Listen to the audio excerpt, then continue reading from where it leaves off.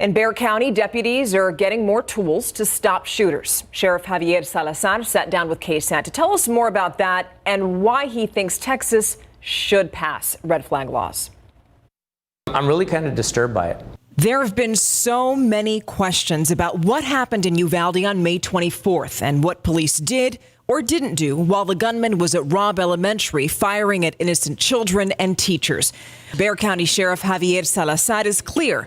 If there's an active shooter, his deputies know what to do. We don't wait for SWAT. We train in how to respond and how to get in there. I want to remove any doubt from the minds of my deputies on what's expected of them. Get in there, end the threat, stop the killing, stop the dying. In the aftermath of the shooting that took 21 lives, the sheriff also made a decision. Bexar County deputies will be required to carry ballistic shields, battering rams, and sledgehammers in their vehicles. In an active shooter situation, when seconds count, many times bullets are still flying, there's still smoke in the air when the first responders arrive. Those first responders usually patrol deputies.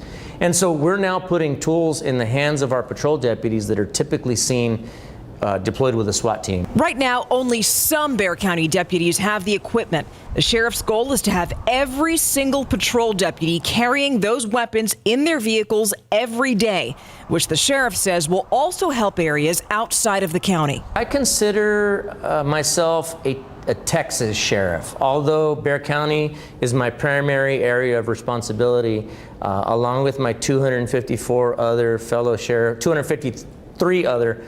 sheriffs in the state of Texas.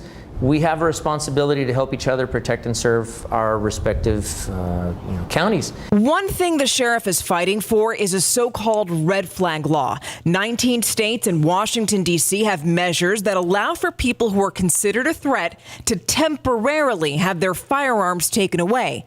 Texas doesn't. I'm not asking for the right as a law enforcement officer to go knocking door to door, seizing guns from people with no probable cause.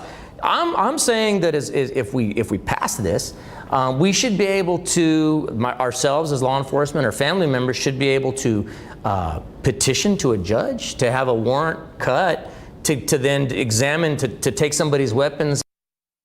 And since the shooting, Sheriff Salazar says that he's met with local school superintendents and also chiefs of police to discuss what to do in active shooter situations. His office is also setting up an active shooter response training for administrators later on this month.